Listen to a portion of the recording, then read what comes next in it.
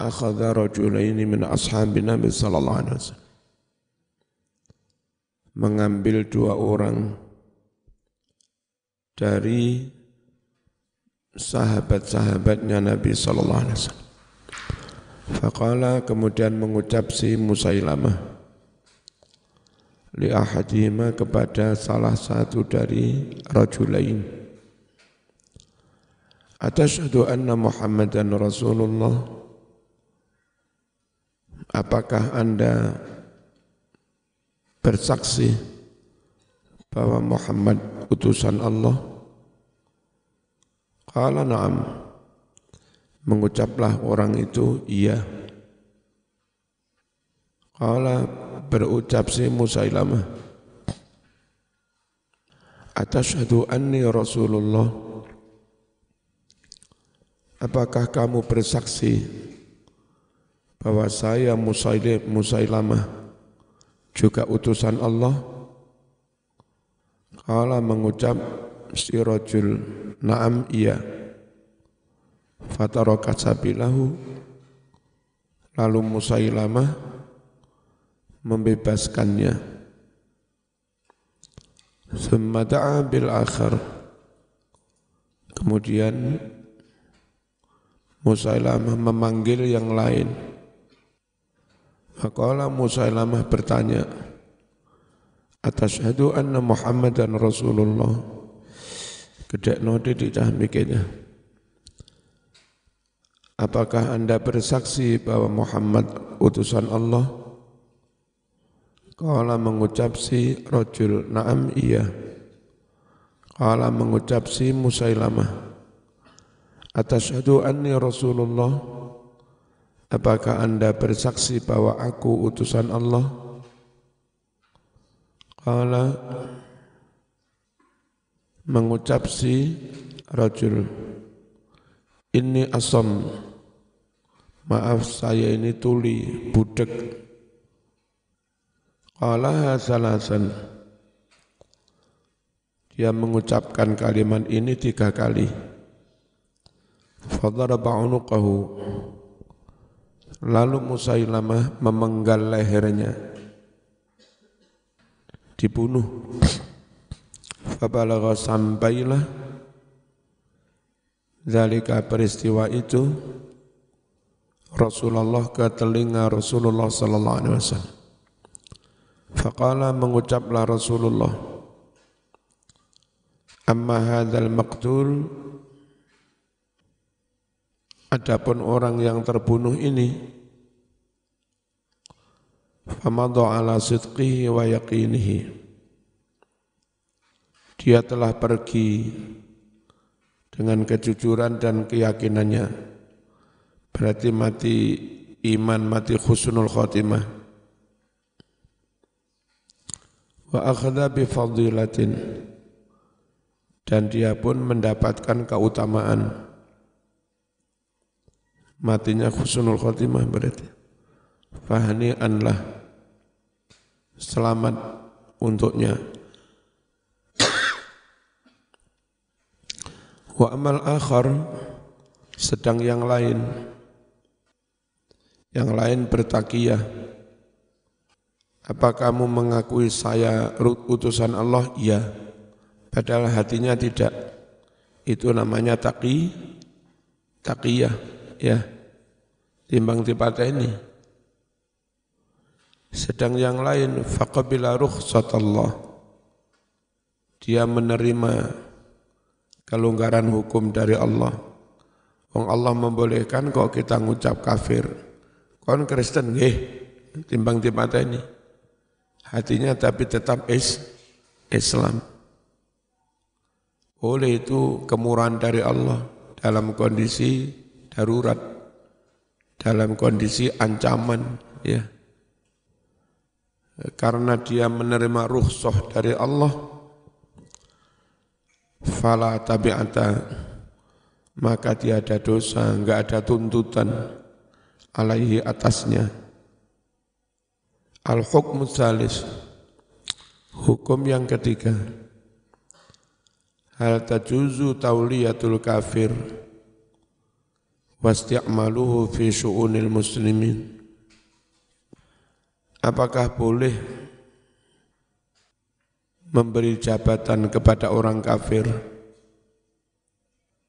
dan mengangkat pegawai orang kafir untuk urusan-urusan umat Islam? Mas, ising bolong-bolong itu isi. Aja nang buri-buri. Ayo. Gila-gila kasih bolong. Boleh apa enggak orang kafir diberi jabatan? Yang neng Jakarta rame kasus Ahok. Ramenya itu seakan antara muslim kafir, sing setuju Ahok kafir, mati enggak boleh disolati. Itu sebetulnya antara ulama khilaf atau memang dipastikan kafir atau khilafiyah. Istadalla ba'dul ulama bihadil ayati ala annahu la yajuzu tauliyatul kafir syai'an min umuril muslimin. Berdalil sebagian ulama dengan ayat ini, berdalil untuk apa? Bahwa tidak boleh memberikan wilayah, kekuasaan, jabatan wali kota, gubernur kepada orang kafir syai'an min umuril muslimin, sedikit pun dari urusan umat Islam.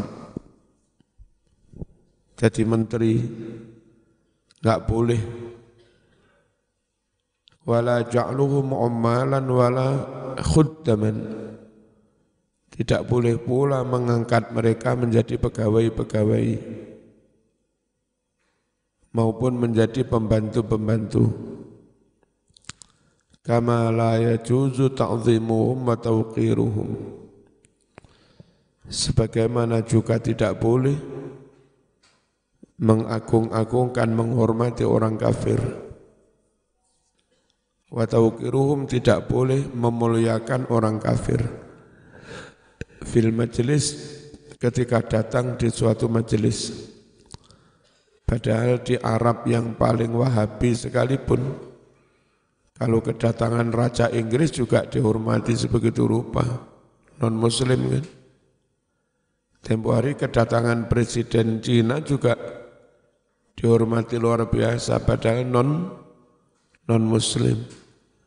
Itu Arab itu, Mbai Wahabi, ya, pusatnya Wahabi. Wal qiyamu inda qudumihim, dan tidak boleh berdiri menyambut kedatangan orang-orang kafir. Ada sebagian berpendapat kayak begini. Fa inna dalalatahu ala ta'zim wadihah. Sungguh ini kurang kalimat mestinya.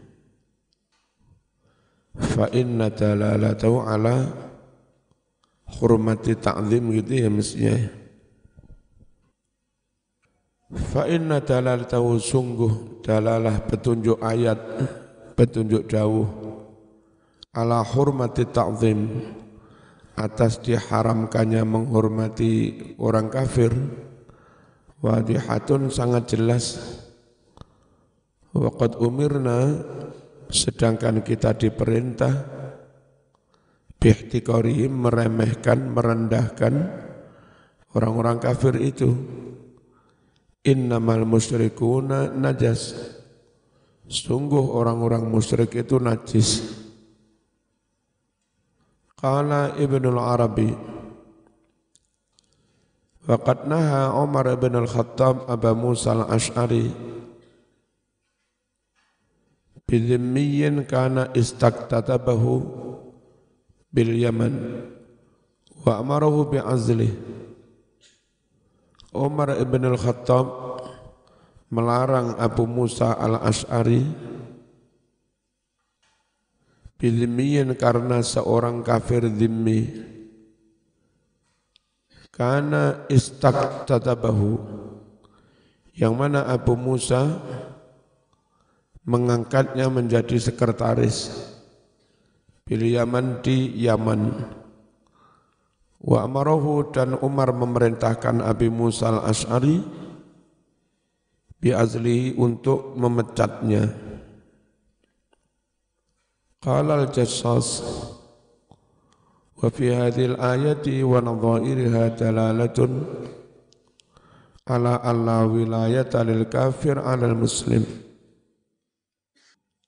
Di dalam ayat ini juga ayat-ayat lain yang sepadan, ada dalalah, ada petunjuk bahwa tidak ada hak menguasai, tidak ada hak menjabat bagi orang kafir atas muslim fi syai'in, sedikit pun.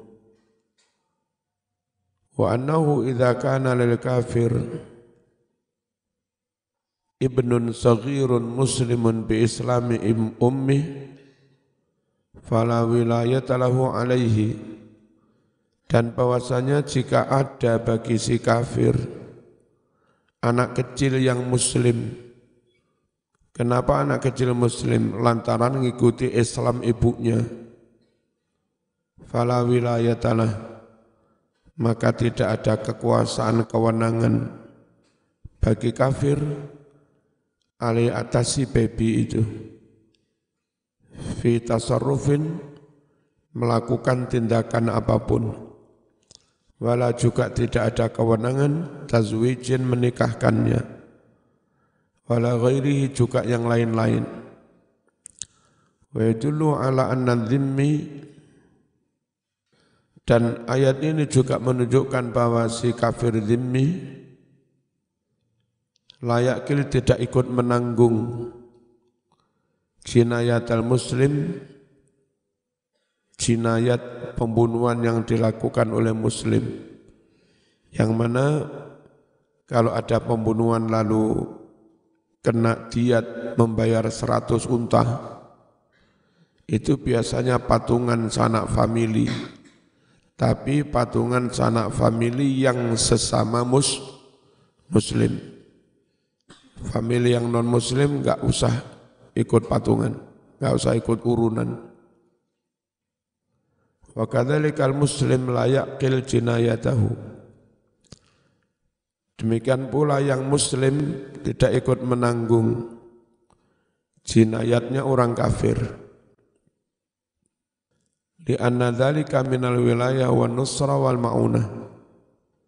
Karena saling membantu membayar denda, diat, jinayat, itu termasuk bagian dari wilayah, wan nusrah, dan memberi pertolongan, wal maunah, memberi bantuan.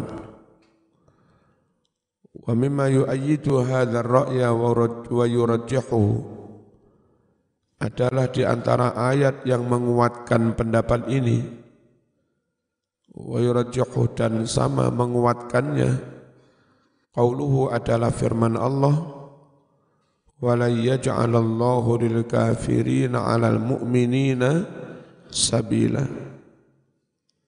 Allah tidak bakal menjadikan bagi orang-orang kafir atas mukminin sabilan, tidak akan memberikan jalan untuk mereka.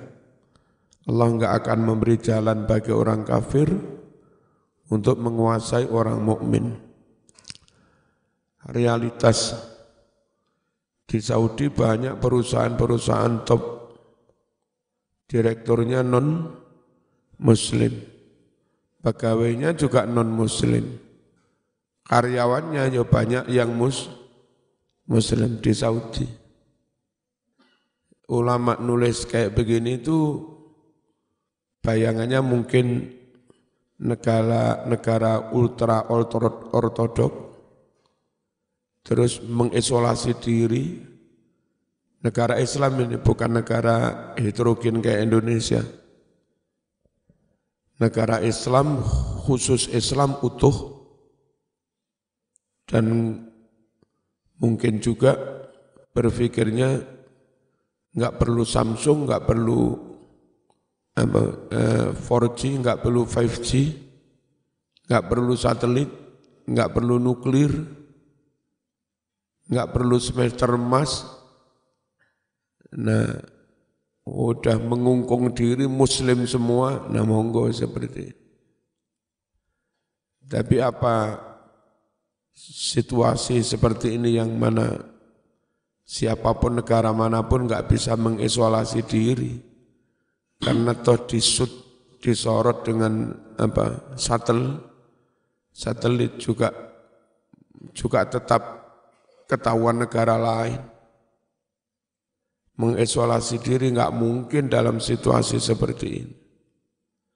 Mana bisa satelit khusus untuk negara kecil ini? Nggak bisa. Kalaupun dia satelitnya nunut milik Palapa Indonesia, kan kita punya satelit ngorbit juga, ya, atau Asia satelit milik Cina, Jepang atau yang milik Amerika. Maka negara yang ultra ortodok mengisolasi diri itu, dengan ikut itu, semua data nama apapun negara itu kan masuk rekaman satelit ini juga. Yang negara pemilik satelit itu juga bisa mengunduhnya dengan teknologi mereka. Mana bisa mengisolasi diri? Ya, enggak mau pilihannya menutup juga ketahuan dari satelit diunduh. Akhirnya juga Saudi pun membuka diri. Kenyataan ada jutaan orang Indonesia yang lalu lalang umroh pulang pergi ke Saudi. Orang Cina, orang Timur lah. Dan mereka kebiasaan praktis godok mie. Maka untuk kebutuhan ribuan jutaan jamaah yang dari Indonesia, Cina, Timur, mau nggak mau Saudi juga harus ada mie. Lah mie itu ngimpor dari sini atau dari Cina. Mau nggak mau berhubungan dengan orang non-Saudi, non-Muslim juga. Ya, nggak bisa menutup diri. Lama-lama kualan ngimpor mie terus, sekarang mendirikan pabrik mie di Jeddah untuk mencukupi kebutuhan itu. Orang Saudi sendiri nggak punya teknologi bikin mie. Mau nggak mau juga menggunakan tenaga Indonesia atau Cina mesin-mesinnya. Dan ketika menggarap, mengoperasikan mesin itu, gelem nggak gelem ya pakai tenaga dari Indonesia atau Cina yang bisa muslim, bisa non-muslim. Sungguh fatwa kayak begini, itu gambarannya itu hidup di negara tahun berapa begitu. Ya, muslim menutup diri, non-muslim nggak boleh masuk. Nah, tapi butuh mobil, butuh nuklir, butuh sembara. Mau nggak mau mendatangkan teknisi asing. Lawang Mekah yang nggak boleh dimasuki non-muslim sama sekali. Itu men-set sound system di Masjidil Haram dengan ratusan ribu mic, tapi tetap enak saja. Semua mic enak terhubung. Itu pakai ahli sound dari Itali, non muslim. Gimana mas? Zaman kayak begini menutup diri hanya muslim. Non muslim nggak boleh diangkat jadi pegawai. Nah, gimana? Ya. Jadi jangankan Indonesia, hatta Saudi pun nggak bisa full 100% menutup diri, nggak bisa. Tetap saja pakai tenaga asing. Apalagi bangun yang Neom ini, Ru'ya Salasin, ya Saudian Vision untuk tahun 2030. Itu teknisinya banyak dari barat. Dan nanti ada kasino juga di situ. Lebih modern dari Indonesia. Indonesia itu kalau disebut sekuler silakan aja sebut sekuler. Tapi tetap saja mengharamkan kasino. Enggak ada pulau sekecil apapun pusat judi enggak ada sih. Saudi nanti akan ada kasino. Dan akan dibangun pantai indah yang kebebasannya ya kayak pantai-pantai di Karibia di mana-mana. Saudi butuh duit mereka ya. Menikmati industri pariwisata. Dan kayak Mekah, Madinah, Haji Umroh itu masuk kategori industri pariwisata. Genjot memaksimalkan pelayanan jamaah Haji Umroh, lalu visanya harganya dinaikkan. Kalau per kepala ini 2 juta saja. Dari Surabaya tok itu kalau enggak salah sehari terbang 4 kali umroh. Sekali terbang sekitar 400 jamaah. 1.600 itu yang terbang langsung dari Surabaya. Banyak juga jamaah Jawa Timur karena nyari murah, nyari pesawat Hong Kong dulu. Dari Hong Kong nanti ke sana. Atau dari Malaysia Airlines. Terus Singapura, Brunei. Banyak. Dari Jawa Timur tok sehari bisa 3.000. Lalu lalang terus. Itu dari Jawa Timur, Jawa Tengah, Jogja, Jawa Barat, Banten, Jakarta.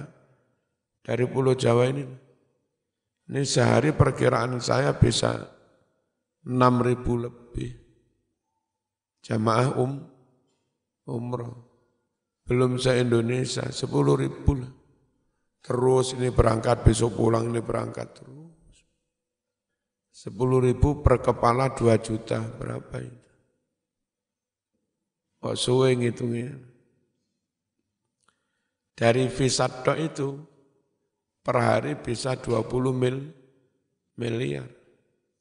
Ya, sebulan 60 miliar. Setahun minimal 600 miliar.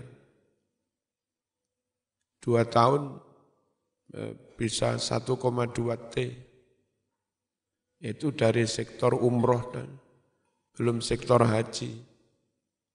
Haji begini, visanya bisa 5 juta.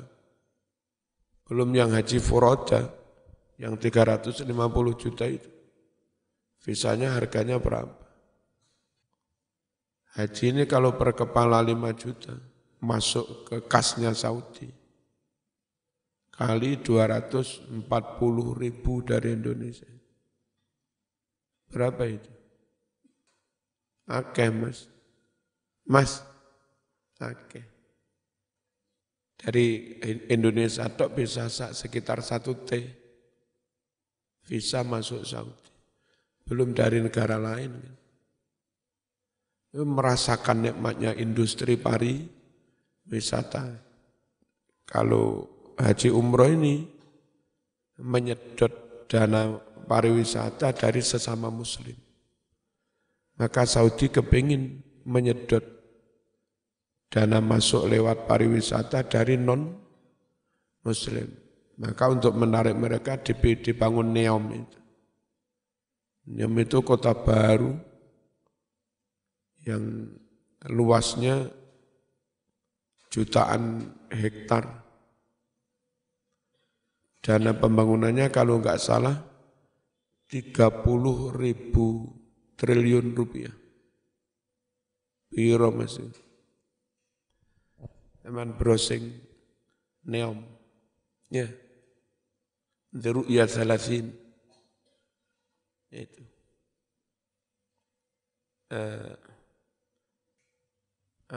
Saudi Vision.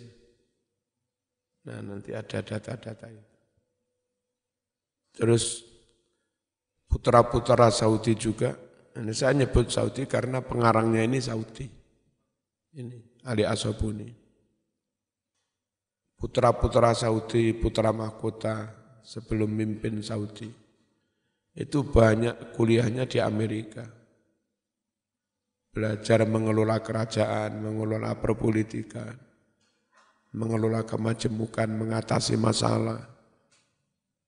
Itu ke Amerika, ke London juga Inggris.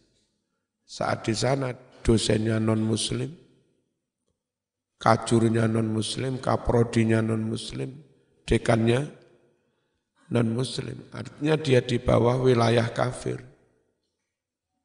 Tapi fatwanya kayak begini, haram-haram. Nah, kayak begini kalau lantas dipakai demo di Jakarta untuk mengharamkan milih fulan, mewajibkan milih fulan, kan kacau. Padahal karakternya beda, situasinya beda, kondisinya beda, tingkat kemajemukannya juga beda, dan upaya mewujudkan keseimbangan juga beda. Saudi itu satu negara dibuat satu kebijakan itu enggak betul goyang, tetap imbang-imbang saja, stabil. Karena semua muslim, non-muslimnya dikit. Di sini buat kegiatan kepala daerah harus muslim. Bali ngamuk, Mas. NTT Papua ngamuk. Nah, Saudi itu enggak punya pulau yang seperti Bali, pulau yang seperti Papua. Satu aturan sama jalan. Mau provinsi manapun mayoritas juga muslim. Ya. Nah, dibuatkan aturan non-muslim enggak boleh daftar PNS neng Indonesia ngono. Ya entek, Mas, wong Papua minggat kabeh. Wong NTT, wong Tapanuli, Halmahera, ya, dan yang lain-lain. Nias itu non-muslim yang banyak. Mandailing Natal macam-macam itu, Sumut itu banyak non-muslim. Nah, bagaimana kita membuat aturan satu negara non-muslim enggak boleh jadi guru negeri? Terus piye? Akhirnya kalau muslim boleh jadi guru negeri di Bali, mau nggak mau pemerintah harus bikin aturan orang Hindu pun boleh jadi guru di Malang. Dan kalau orang Hindu dilarang jadi guru negeri di Malang, nanti orang Bali ganti bikin aturan. Muslim nggak boleh jadi guru neng Bali. Terus kalau Muslim nggak boleh jadi guru di Bali, murid SD, kan SD Bali ada yang Muslim juga muridnya. Ya. Yang bertanggung jawab mengajar agama mereka siapa? Kalau enggak ada guru yang Muslim. Sehindu-hindunya Bali, itu satu SD begini, satu kelas 30 anak. Muslimnya masih bisa 10, 12, satu kelas itu. Nah terus kalau enggak ada guru muslim gimana? Nah, jadi kalau kita ingin membolehkan supaya muslim boleh ngajar di Bali, mau enggak mau juga harus membolehkan Hindu ngajar di Jawa, Mas. Ya. Jadi fikih kemajemukan enggak mungkin disamakan dengan fikih Saudi yang homogen. Nah mungkin ini agak cocok di negara yang kayak Saudi, begitu loh, fatwa kayak begini. Al-hukmur rabi' hukmul mudarati li ahli syarri wal fujur. Hukum keempat tentang hukum berpura-pura sama, beradaptasi lah kepada pelaku-pelaku kejahatan dan kemaksiatan. Gusmi itu untuk bisa menggait orang-orang yang terjerembab di dunia hitam, judi, minum-minuman, terus lokalisasi. Maka Gusmi dandanannya juga seperti mereka. pakai celana jin, perlente, sepatu apik, kacamata ireng, rambutnya disisir, biar seakan-akan jadi teman mereka, bolo mereka. Setelah akrab, pelan-pelan ditarik ke taat, ke taubat. Boleh apa enggak bersikap pura-pura sama, beradaptasi dengan pelaku-pelaku kejahatan, kemaksiatan, tapi tujuannya kayak Gus Mi itu. Terus Gus Miftah nang lokalisasi, ya, kok enggak khawatir dicubit, murah-murah ceramah puaran yang ngono terus diambung no piye. Tapi punya keahlian ke situ ya. Nek sampean ojo Mas ya. Bahaya lek sampean. Tajuzu mudaratu ahli syarri wal fujur. Boleh bermudarat, menyesuaikan diri dandanannya dengan pelaku-pelaku kejahatan dan kemaksiatan. Dirangkul untuk diajak menjadi baik. Wa la yadkhulu hadza fil mu'alan al muharramah. Dan hal ini tidak masuk kategori mualat bolo kemarin, bolo yang diharamkan. Faqad kana benar-benar ada Nabi Muhammad alaihi salatu wassalam yudari al-fusaq wal fujjar. Nabi sendiri pun mudarat, beradaptasi, ngguyupi, ngakrapi orang-orang fasik dan pelaku-pelaku kemaksiatan. Wa kana yaqul, adalah Nabi berucap, inna lanabassu fi wujuhi qaumin wa qulubuna tal'anuhum. Sungguh kami tersenyum di depan kaum-kaum, oh monggo nggih, sekedar bermujamalah, berbahasa oh nggih monggo mereka monggo pun ngopi-ngopi sareng. Sebetulnya hati juga tetap melaknati mereka. Orang ngajar, maling-maling, koruptor hatinya. Tapi pandai sekali Nabi bersandiwara untuk ngakrapi mereka biar mau berbuat baik, biar mau tobat. Wa qulubuna nal'anuhum. Sebetulnya hati kita melaknati mereka. Itu Nabi itu bisa begitu. Ya. Nah, kita juga yang jamaah cangkruan ngaji hikam itu. Kan banyak mantan-mantan begitu sama aja enggak tahu. Itu ex peminum, ex narkoba Mas, banyak itu. Makanya namanya cangkruan bukan majelis pengajian. Namanya cangkruan Gus Dur. Karena dari latar belakang macam-macam. Kristennya juga ada itu ikut ngaji. Tapi beberapa sudah masuk Islam. Yang biasa ke sini sama Pak Lekbub itu masih Kristen. Dan ya kita perlakukan sama, kita hormati. Dengan harapan biar masuk Islam. Au kama qala, atau mungkin seperti yang lain apa? Artinya mungkin Nabi bersabda begitu atau mungkin bersabda yang lain. Qala ba'dul ulama, in kana fima la yu'addi ila dhararil ghair kama annaha la tukhalifu usuladdin fadzalika jaiz. Kalau mudarat tadi loh yang pura-pura ngakarapi non-muslim, guyupi non-muslim. Dalam hal yang tidak mendatangkan mudarat bagi orang lain. Tidak menyeret muslim malah ikut minum-minuman. Tidak menyeret muslim malah ikut-ikut narkoba. Enggak menyeret. Seperti halnya juga mudarat itu tidak menyalahi usuladdin. Enggak nabrak pokok-pokok agama, fadzalika jaiz, Maka nguyupi, ngakrabi seperti itu hukumnya boleh.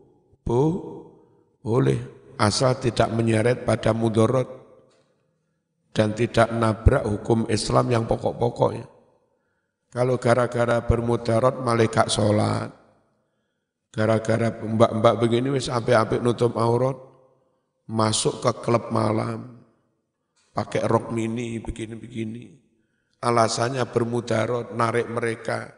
Ya sampean yang malah ketarik.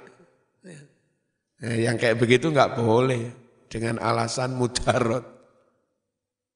Enggak situ mudarat, mudar. Wa in kana tu'addi ila dararil ghair. Jika mudarat nguyupi, ngakrapi pelaku kejahatan itu mendatangkan mudarat kepada orang lain, kal qatli seperti pembunuhan, wasariqah pencurian, wasyahadati zur memberi kesaksian palsu, fala tajuzu maka mudarat ini enggak boleh. Nguyupi dalam konteks ini enggak boleh, Mas. Albattata sama sekali, enggak boleh. Wallahu yahdi may yasha ila siratal mustaqim. Semoga Allah memberi hidayah kepada jalan yang lurus siapapun yang Allah kehendaki. Al-Fatihah.